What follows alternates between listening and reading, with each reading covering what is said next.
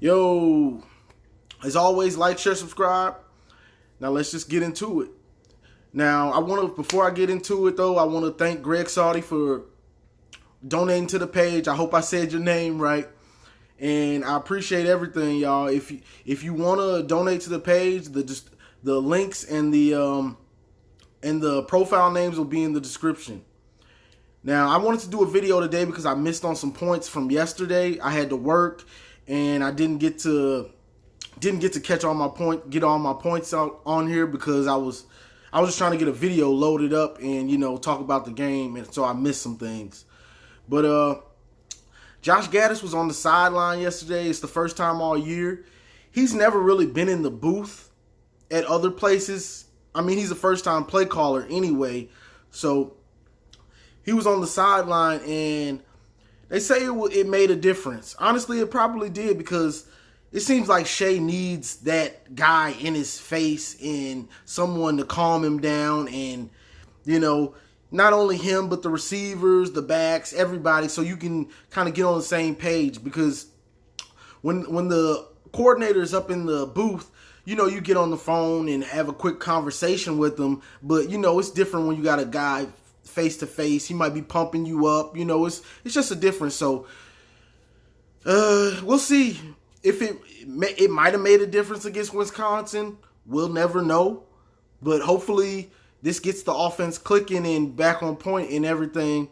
And, we'll find out next week if him being on the sideline really does make this offense click. Like I said before, it was Rutgers, so all we can take from that game, take it with a grain of salt. We played good, but you're supposed to play good against them. You see they fired their coach today. So, besides that, let's see.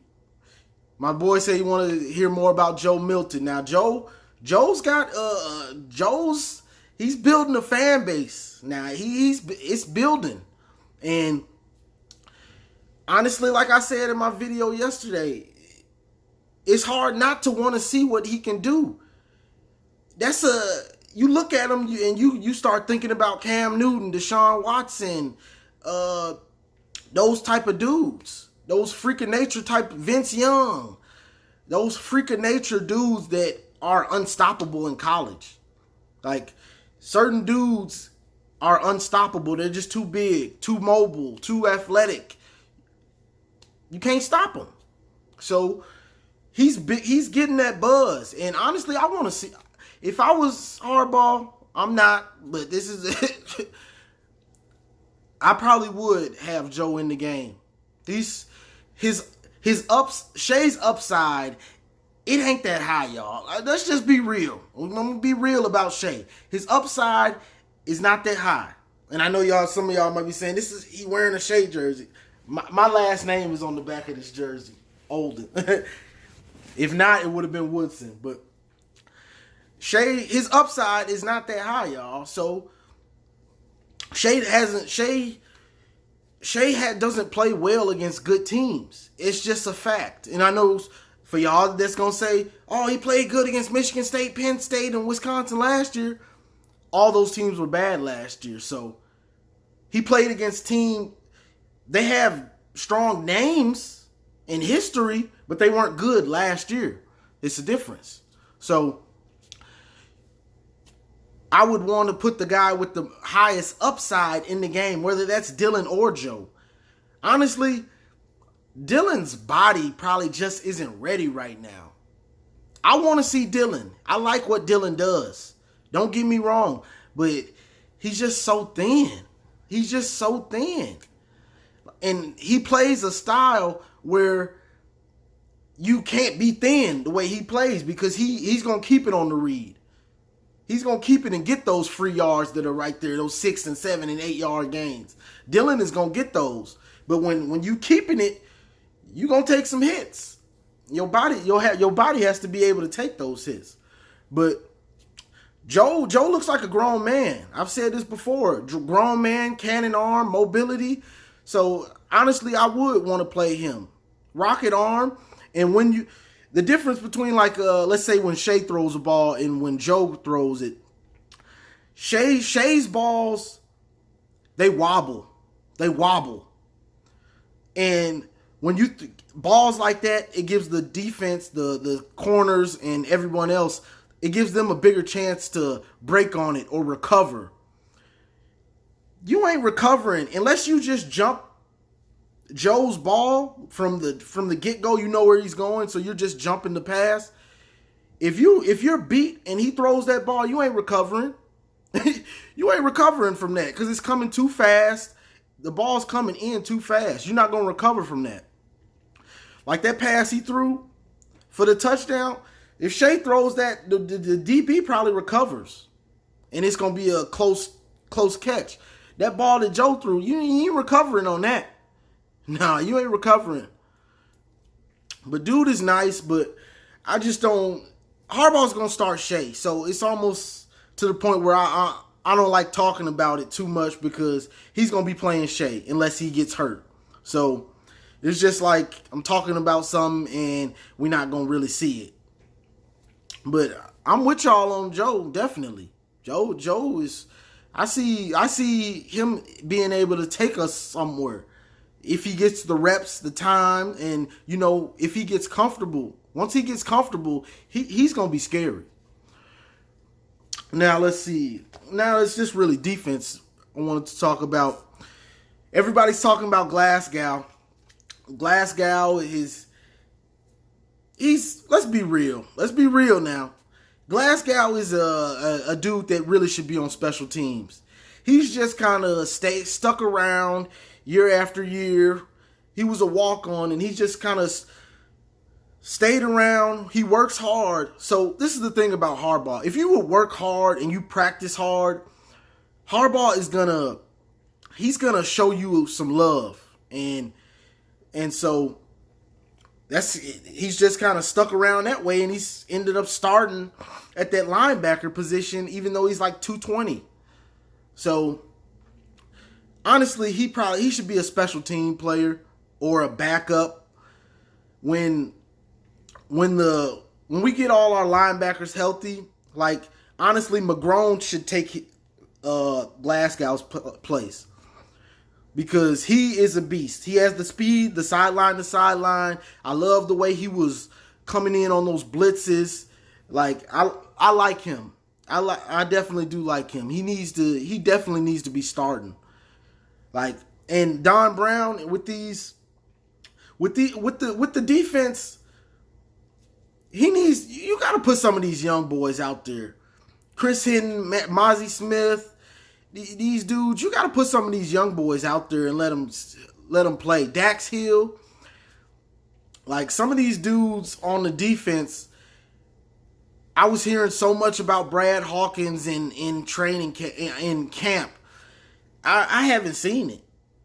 He's in position a lot of the times, but he arm tackles. He's still you at safety, but you still tackle like a DB. That ain't gonna cut it. Like I said before, I would put Jamarick Woods back there, or I would put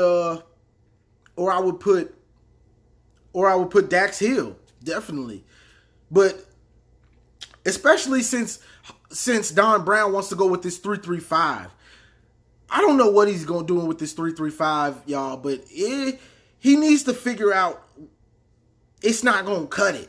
And if you're going to run a 3-3-5, you need those DBs to be dogs. All those DBs need to be dogs out there. As well as pretty much the whole defense needs to be dogs if you're going to run a 3-3-5, because you only got 3 down linemen, so they need to be man amongst boys. And everybody else, like,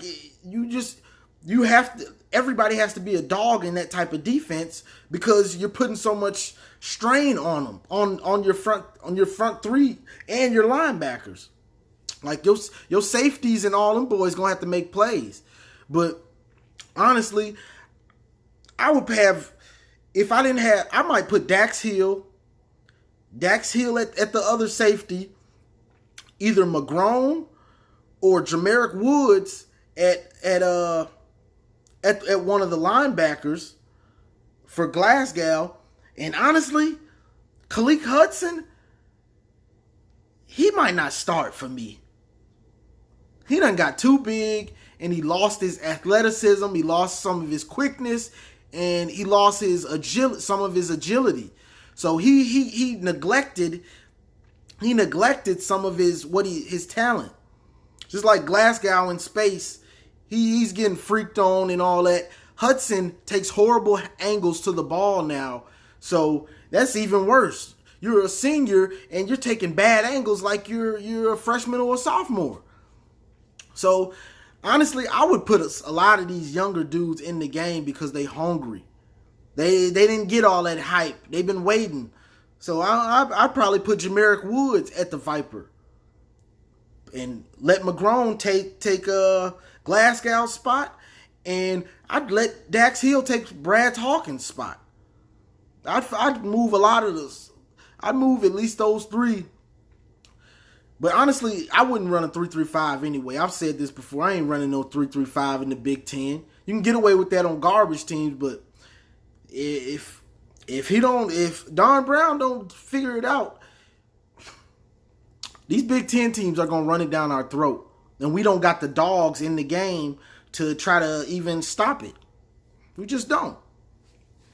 So it is what it is. I mean, you got to put some of these dudes. I like Vincent Gray also. I like what I see out of him from the first couple games. He'll come up and hit. He's got some dog in him, even though he's what, a true freshman. Like some of these dudes, I mean, like Dax Hill.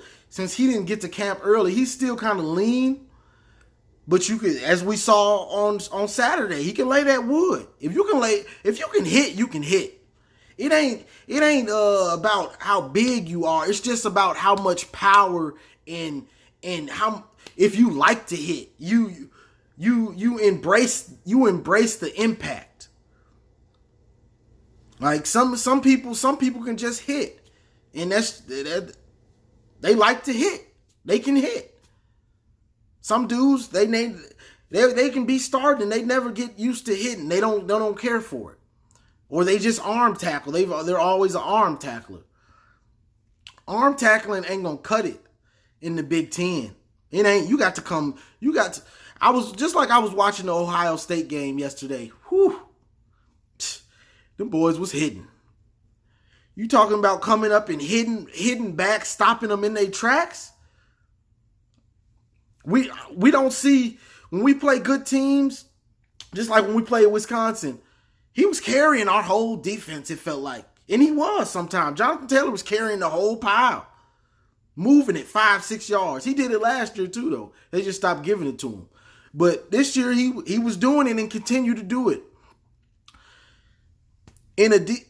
Your linebackers one-on-one should be able to stop a running back in his tracks. A good linebacker should be able to boom and stop that running back right in his tracks. A good safety also. Stop him in his tracks. I watched OSU. Boom. They stopping dudes one-on-one. Boom. Right in your tracks. Holding them up. If not smashing him. And if the first person holding him up, here come the other dude. Bow. That's physical. A defense has to be physical. One thing about this new spread that we've went to, the full spread, this team has become finesse. It's become finesse. So that it looks like the defense has become more finesse, and so has the offense. And with the offense, I've been said this a lot of times, and so I don't want to harp on it too much, but you can say, oh, we ran the spread last year. We ran the spread somewhat, but we still ran the eye. Higdon was in the eye a lot of the times running the ball. When you run out the spread, your running back builds up little momentum. By the time he gets the ball, the defense has built up more momentum coming forward than he will have going forward, if that makes sense. The running back gets the handoff. He's going sideways. The defense is coming at him by that time. If you're in the eye, by the time the running back has gotten the ball, he's built up 4 yards of speed. And and momentum going forward. And he can read the defense better. So that's a big difference, y'all. So you can't just say, oh, we ran the spread. Last year we ran the spread somewhat, but we still had pro style sets like the eye, and we ran out the eye a lot. There's a difference. Also, with the difference too, this is a passing team this year. Shea was a game manager last year. You can say, oh, he was this in the Big Ten and Shea was a glorified game manager. I don't want to hear nothing else. That's all he was. Higdon was the leader of the offense last year. He was. Tell me he wasn't. He almost rushed for 100 yards in almost every game. When he didn't, we struggled. So that's just what it is. Shea was a game manager last year. He wasn't nothing special.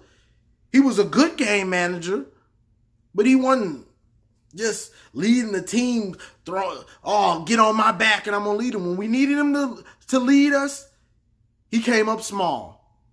That's just what it is. You can go to Notre Dame, you can go to OSU, you can go to the Florida.